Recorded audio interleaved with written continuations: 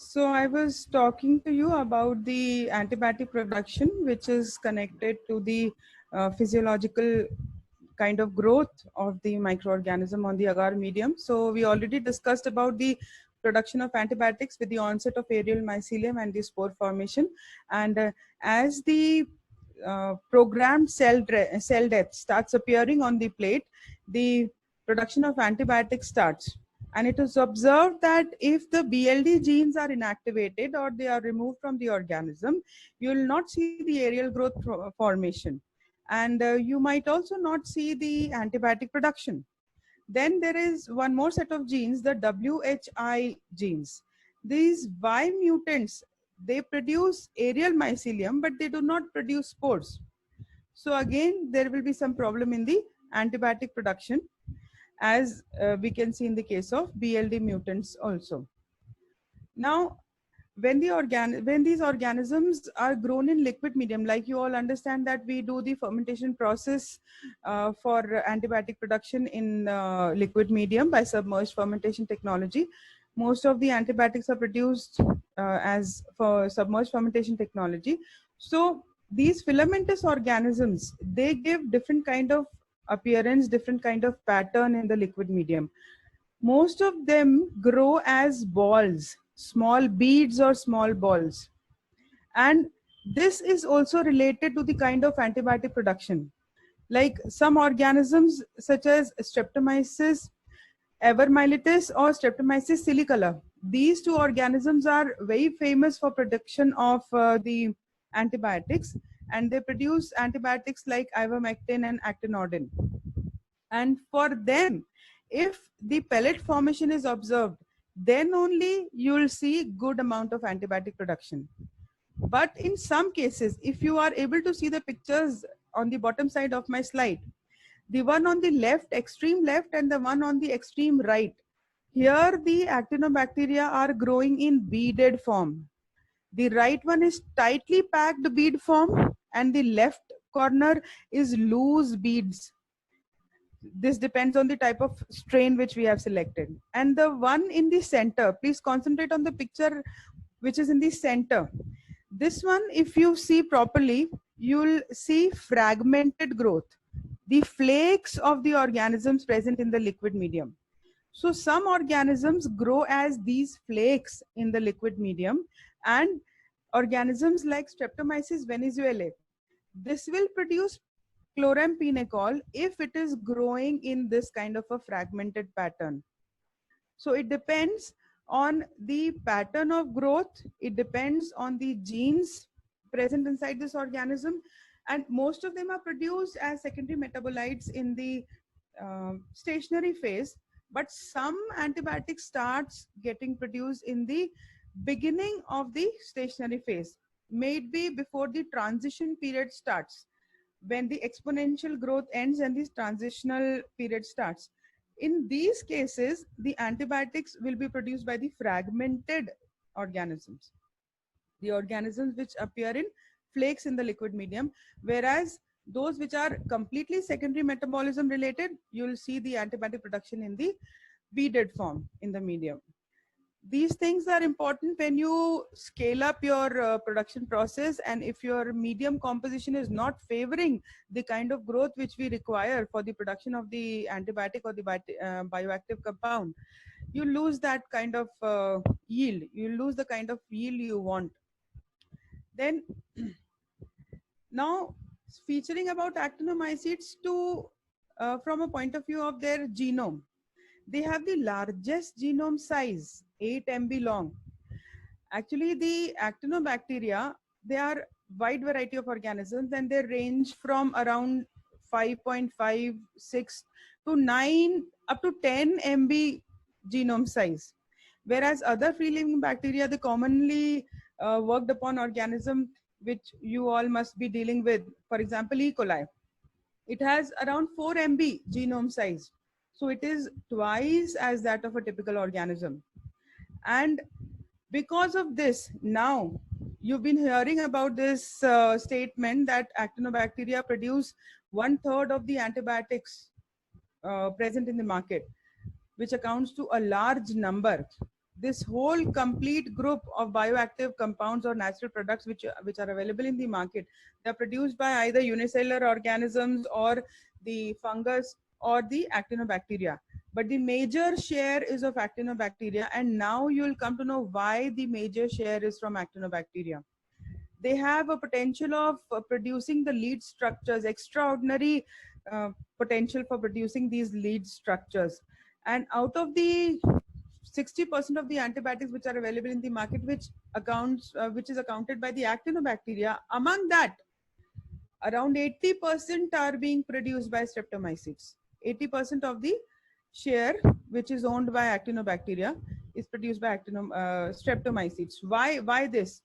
Because whenever you start isolating organisms from soil, you start getting streptomyces. They are present in large number. 95% of the isolates which you get while isolation from soil, you will get streptomyces. And that is why you have most of the antibiotics being produced by these organisms. Now, the point was what to do. We are getting streptomyces again and again from the soil. We are getting the same kind of antibiotics again and again. But there are a lot of resistant organisms, multi-drug resistant organisms emerging, and we need new antibiotics. So there were two methods. One was to reinvestigate the existing reserve. Whatever cultures, whatever millions and millions of organisms people have isolated, so look into these organisms once again, or try and find some new organisms by changing your direction so that you get novel antibiotics. Then people started digging their genome. So the first one, the Streptomyces silicola, this is the model organism if you want to study for antibiotic production. This organism was subjected to its complete genome sequencing to find out that how is it able to produce such a large amount of antibiotic, and what is happening in the process, and how the regulation mechanism is done in the organism. So its complete genome was sequenced, and to a great surprise, before this genome was sequenced, this organism was researched by lots of people, and they could find only 4 different type of antibiotics in the fermentation medium. So they were like, this organism can produce 4 different types of antibiotics, and that's all, and we don't have anything else. But then when they studied the genome structure, they found 20 biosynthetic gene clusters. Now, what are these biosynthetic gene clusters? I'll come to it in detail, but for now, I'll tell you that they are basically the genes responsible for producing antibiotics. So this means that they can produce 20 different types of antibiotics. And they were searched, they were worked upon with only 4 antibiotics before the gene sequence was studied. So when they came to know that there are 20 gene sequences, gene sets present in this organism, and we are able to produce only 20, that means there are 16 or maybe more than that genes present inside the organism which are not expressed in the fermentation medium, and they were termed as the cryptic biosynthetic gene clusters. That means they are silent, they are sleeping, they are not producing the antibiotic in the fermentation broth, which means that we don't know how to express, how to make them express, how to produce these antibiotics from these organisms. So then the road turned towards the development of strategies for activating these biosynthetic gene clusters. We found one ray of hope. We have lots of other antibiotic genes present in these organisms. So we'll now work upon that. That was the next step. So the actinobacterial genome ranges from 7.7 to 9.7 in different organisms, and streptomyces, which we talk about, they have the largest share in the antibiotic production. It has a linear genome, and it was also one more interesting thing was observed in the genome, that the antibiotic production genes are present on the chromosome, as well as also there are some plasmids present in these organisms, and they also carry the antibiotic production genes. And beautifully, one more thing, it was observed that there is horizontal transfer between organisms present in soil, water, wherever, inside your body, inside my body, everywhere. So the genes were transferred from one organism to another, and you can find same kind of gene clusters in more than one organism also, in more than one kind of organism also. And this was supported by the synteny in the actinobacterial genome. Now, what do you mean by this? This is basically the pattern of inheritance. Like when you when you sequence lots of organisms, lots of gene sequences of actinobacterial category, you will find similar sequences in many organisms with little bit differences. And these differences account for different structures of the antibiotic, different types of the antibiotics.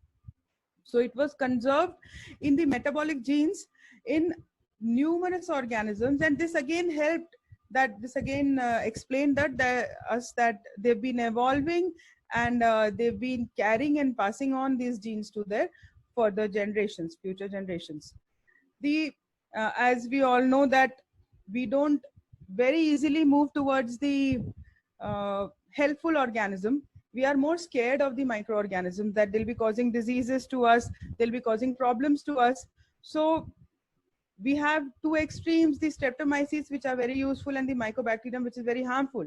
So the first actinobacterial genome which was sequenced was mycobacterium, because it was very harmful. Then they started with sequencing other actinobacteria, and then they found that Streptomyces silicolor and Evermylitis, they are the reserves of natural product, and they are the industrial important organisms which have such huge genome size. You can see, you can have a look. These are a few members, few representatives of the group which are having the genome size of more than 7. Micromonospora 7.7 MB, Silicolor 8.6 MB, Evermylitis 9 MB, Saccharopolyspora 8.2 MB, Rhodococcus 9.7 MB, Salinispora 5 MB. Salinispora, something special about Salinispora. That is, this is the first marine organism isolated and identified and sequenced, and it has huge number of antibiotics which are different from the terrestrial ones. Streptoverticillium 9.7. So looking into this, why such a big genome size? What for? When E. coli, such a smart organism, can multiply within 20 minutes, grow so fast, and is working as a model organism for so many studies. So what is the need of such large genome size? This was because of the secondary metabolism genes. They have the largest contribution towards the secondary metabolism genes. Other organisms which have genome size less than 4 MB or 3 MB, they don't have secondary metabolism gene clusters. Only the organisms which have genome size above 6, they have the secondary metabolism gene cluster. And as we all know that antibiotics are the products of secondary metabolism. So that is why you have lots of these organisms which are producing these secondary metabolites, the bioactive compounds like Salinispora, having 10.9%, one of the highest contribution towards the secondary metabolism genes. Salinispora tropica 8.8%, Evermylitis 6.43%, which is very, very high as compared to other organisms. They don't have such a high contribution towards the secondary metabolism genes. Then why secondary metabolism genes, and what genes are we talking about, and what are these biosynthetic gene clusters? They are basically the secondary metabolism gene clusters which are responsible for the production of antibiotics. They are very tightly packed genes, very closely placed, very near to each other, and they are regulated by specific mechanisms. And these set of gene clusters have the resistance mechanism genes also encoded with them, because the organism which is producing this kind of a gene must be protected by this antibiotic so as to produce it in large amount for a longer period of time. So only those fermentative products which are present in the fermentation medium, they are expressed, and there are lots of genes, lots of biosynthetic gene clusters which are not expressed. So we call them as cryptic gene cluster, the silent gene clusters. And it was, as I told you earlier also, that regarding Streptomyces silicolor, it was observed before the study of this genome that only 4 metabolites it was producing, and it was researched for 40 long years, and nobody came to know that it is producing more than this. Only after the discovery of the gene clusters, after the acquaintance of the genome, they came to know there are so many other antibiotics which it can produce. So we'll have a look on the different representatives having different gene clusters. You'll be surprised to know that these organisms may have more than 50 different types of biosynthetic gene cluster. That means one organism can produce so many different types of antibiotics at the same time, but not inside the fermented broth like we've already observed. So they can be unique to some strains and they can be shared by some strains also. Then like Silicolor has 23 such gene sets, 23 different types of antibiotics it can produce. Evermylitis has 29, Salinispora has 17 biosynthetic gene clusters, Saccharopolyspora 25 gene clusters, Rhodococcus 31 gene clusters, and Amycolatopsis 29. And the latest studies have also revealed that many organisms have more than 35 gene clusters. They have more than 35 gene clusters which can produce antibiotics. Now, if they are present, and if they can be produced, what is happening? Why are we not getting them? And how can we find them? So there were lots of methods to find the presence of gene clusters and expressing them. So what were those methods? Genome mining, regulation of biosynthetic gene clusters, combinatorial synthesis, co-cultivation, and elicitation. What is this? Genome mining is, you'll be just getting into the details of the genome, the complete genome. There are certain softwares available by which you can check that which kind of gene clusters are present. Actually, the gene clusters produce different types of antibiotics. So if you have one gene sequence for an antibiotic expression, you can have primers for that, you can have softwares for that, and in the whole sequence, you can find out the similar sequences. How many similar sequences, how many operons are there in that gene of the organism. So with this method, you can find out that yes, this organism can produce more of polyketides, this organism can produce more of peptide, more of glycopeptides, more of beta-lactam antibiotics, or whatever different kinds of antibiotics. So that is genome mining. Now, regulation of biosynthetic gene clusters. As I told you that they are just like operons, so you can just go to that gene and regulate them, regulate their expression, regulate their overexpression. That is one method.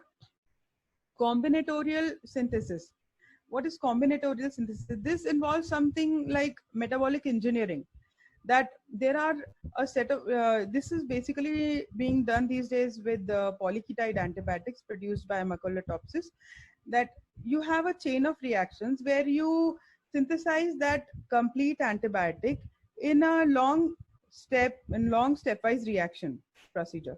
So you can just go and interfere at certain steps in certain enzymes, change the structure, do some metabolic engineering, do some changes with the enzyme, do some changes with the structure of the side chain of the maybe any side chain to the basic nucleus, and have some different type of structure which will give another kind of antibiotic, maybe much potent, or a novel kind of an antibiotic. That is combinatorial synthesis. Then co-cultivation. This is very interesting phenomenon and actually near to the Mother Earth. We've studied since so many years, since we were in 12th, that the antibiotics are produced because of competition. Antibiotics are produced in response of the competitive organisms around us. That means the organisms which are present in soil, they are producing antibiotics to restrict the organisms present in the neighborhood and fight for the nutrients, fight for the space for growth, right? But now what are you doing? You are isolating an organism on a petri dish, inoculating that organism in a culture flask, and forcing it to produce antibiotic without any motivation. There are no competitive, I mean, there is no competition by other microorganisms. There is no nutrient deficiency. You're putting lot of nutrients inside the flask and happily that organism is growing. Why will it produce antibiotic then? So you have to force it to produce antibiotic by natural methods. So people are trying co-cultivation. mixing different types of organisms, and then they are stimulating each other to produce antibiotics. Then elicitation. This is another method. This is also somewhat related to co-cultivation. What happens is, when there are lots of organisms around in the soil or whatever, wherever there are lots of organisms where they are producing antibiotic to protect themselves and to fight for the nutrients, to fight for the space, what happens is, how do they come to know that there are organisms, there is nutrient limitation or there is competition with others? They'll come to know because of some or the other sensing mechanisms. The organisms which are growing in the nearby environment, they produce certain chemical substances, or the lysates, like what I told you about programmed cell death, that when the substrate mycelium dies, it releases some substances, and those substances then initiate the aerial growth of the organism and sporulation, and then eventually antibiotic production. So such chemical substances, if are present in the nutrient medium, they will initiate the organism to produce antibiotics. And this is what is happening in nature. When they are present in soil or water or inside human beings or wherever they are present, they are responding to the elicitation by certain chemical substances. That may be natural, that may be man-made. Then this was researching the existing reserve. Then we move on towards the new ones. How to move on towards the new ones?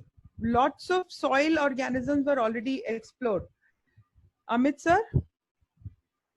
Hello? Amit sir, Yes, are you there? Yes, ma'am, I'm here. How much time do I have? Can I speak? Ma'am, yes, ma'am, please continue. When the time will get over or will be getting over, I will just inform you. Just let me know. Yeah. Because lamba na kheech lo, you just tell me. Ma'am. Sure. Okay. So I was telling you about that we have already worked upon the current present reserve. So people were also trying to move towards the novel organisms and novel antibiotics. So how to move ahead? Soil was too much worked upon. So the roads turned towards the new habitats like marine organisms. So they wanted to explore the less explored habitats like mountains, oceans, hot springs, salt lakes, dead seas, such things. So when they started isolating organisms from oceans, they found that many of them resemble the terrestrial organisms. So they were again disheartened that these organisms are the result of runoff from the soil and will not find anything new. So for some period of time, they again and again kept on getting the similar kind of organisms. But then when they started moving towards the depth of the ocean, then they found some organisms which could not be grown on the plate or on the artificial medium, and they were growing only if seawater was added to it. Yes, this is the turning point. Now they were happy that yes, we have some organisms which are actually from the ocean, only from the sea, and not similar to the terrestrial ones. So when they were searched, they isolated lots of such organisms which could not grow without seawater. They produced lots of different types of antibiotics, lots of different types of metabolites which had new kind of structural variability, different structural variability. As we know that 70% of the globe is covered with water, and to our surprise, we'll come to know that 95% of the biodiversity is present in these marine waters. They have high metabolic capacity, and their characteristics are quite different from the terrestrial counterparts because the kind of environment they also have the competition with organisms, they also have nutrient deficient situations, so they have to fight against that. Therefore you'll have lots of different variety of metabolites from them, because they have to face situations like extremely high pressure which soil organisms don't have to face. They'll have to face extreme conditions like freezing temperature, highly acidic situations, or very hot weather, very hot high temperature in hydrothermal vents.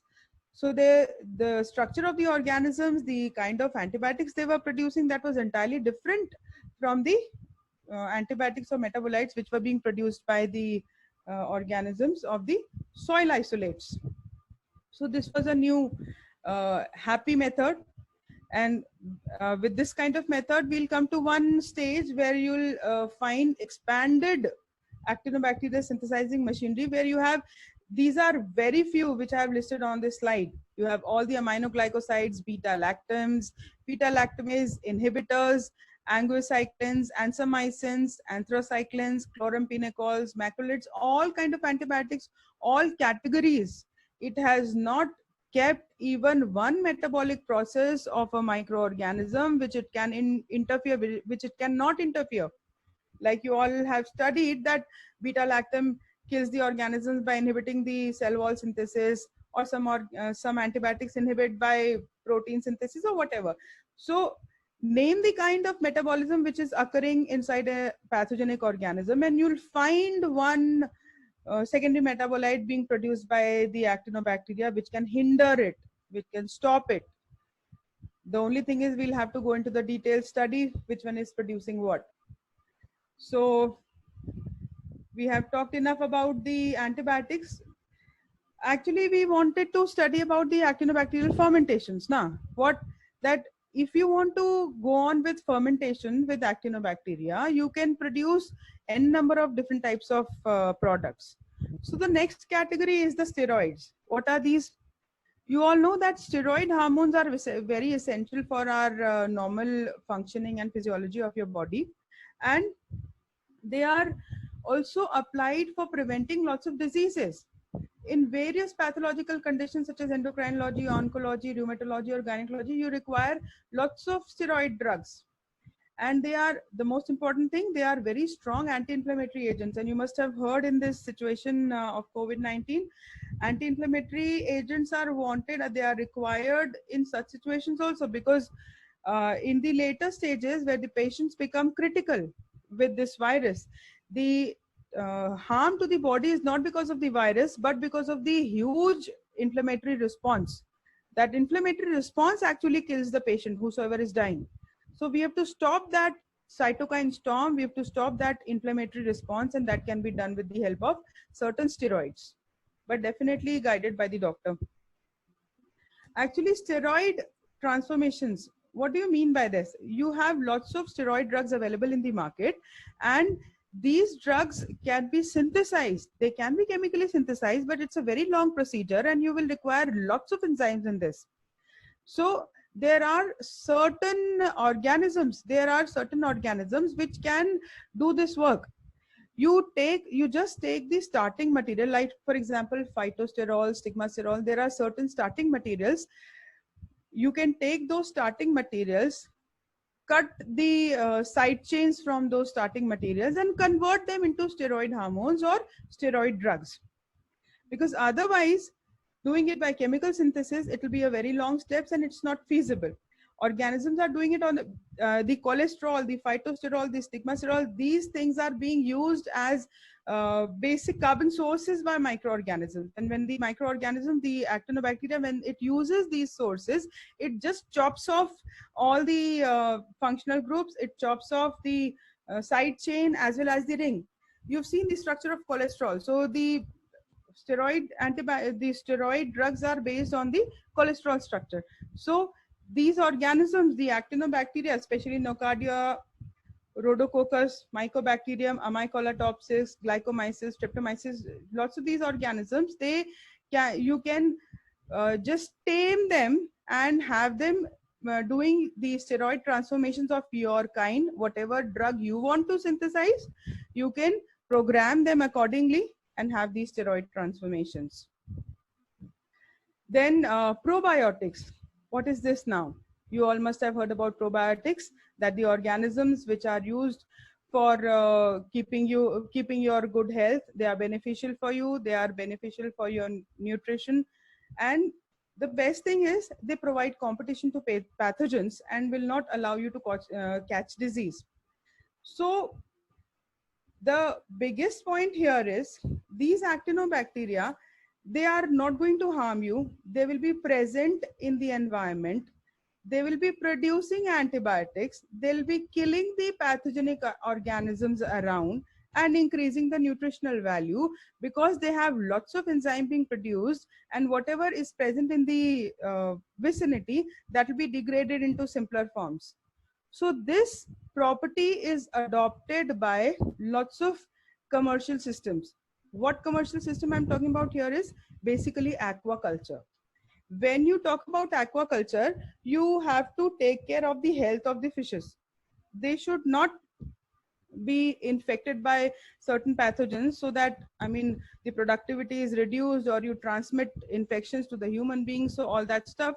So because of that, they've been feeding the fishes with lots of antibiotics, which led to the development of antibiotic resistance again. So how to solve the problem? So a very sweet and beautiful mechanism. Just release some actinobacterial cultures in the system, let them grow there. They will produce antibiotics, they will produce natural environment. They will be just doing a natural kind of a warfare against the pathogenic organism, and it will be a continuous source. If you are using an antibiotic for aquaculture, it will get finished after a certain period of time, and then you'll have to add again you'll have to add the dose. And when you keep on adding that dose again and again, you'll make the organism resistant. Whereas if the things are happening naturally, you are just inoculating the organism in the nature, it is producing that antibiotic, and it is just releasing it in small amounts, very small amounts, and restricting the growth. That will be a natural process, and for helping the organism, for helping the fishes to grow in a healthy way, and not developing the antibiotic resistant army of the pathogens. So Bifidobacterium, you all must have studied this organism in lots of cases, that this is used as a probiotic. Conjugating it with the other organisms which are producing antibiotics, that we can use in aquacultures. Then biobleaching. What is that? Biobleaching. When you produce paper. Ma'am, yes. Sorry to interrupt, ma'am. We are having 5 minutes remaining in this meeting. Oh my God. तो मुझे यहीं पे pack up कर देना चाहिए. Either we can rejoin or as you say. No, it doesn't matter. I don't think students will be able to listen to so much. I'll just move fast and then wind it off. Okay? Okay, ma'am.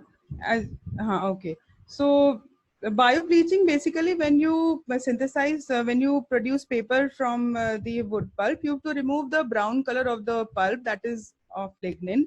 And if you use chemical processes, you'll be releasing lots of mutagenic substances in the environment. So there are actinobacteria which produce lactases and xylanases and helps to remove that color. And then you don't have to go on to use the chemical substances. So this is a better method for decolorization and get a good paper quality. Then biocontrol by actinobacteria. So as we know that we have lots of organisms which work as plant growth promoters and which inhibit the plant pathogens. They are used in the agriculture. There is a big role of these organisms for working as bioinoculants. Then the pigment producers, you have melanin, which is being produced by these organisms, and lots of other colored pigments, red, blue, green, depending on their applications. Then you have enzyme inhibitors. There are lots of disease situations are because of the enzymes, and we want to stop that enzyme working inside the patient's body.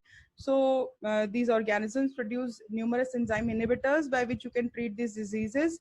To count a few, Alzheimer's disease, you can work in that. Then I think we'll not be able to go in detail much. This is my laboratory and this is my college. And with actinomycetes, I thank you and thank all the organizers for this. I'll stop sharing. Over to you, Amit, now. Amit, sir. Yes, ma'am. Thank you very much. This was really interesting and fascinating to know about actinomycetes. I would request Priya madam for vote of thanks. Priya ma'am.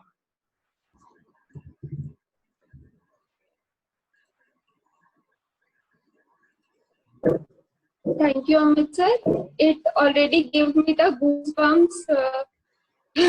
Thank you, ma'am, for such a knowledgeful session and introducing our students to the beauty of actinobacteria. It's a blessing to hear a lecture from you again.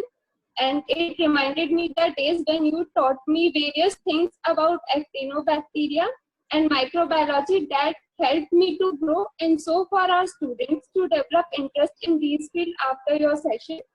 And I hope we'll have much more sessions from you in future. Thank you, ma'am.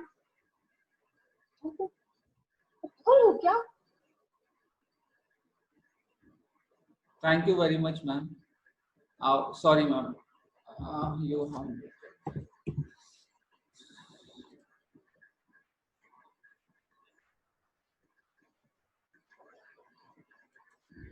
Ma'am, I have given the permission to unmute. Ma'am, please unmute.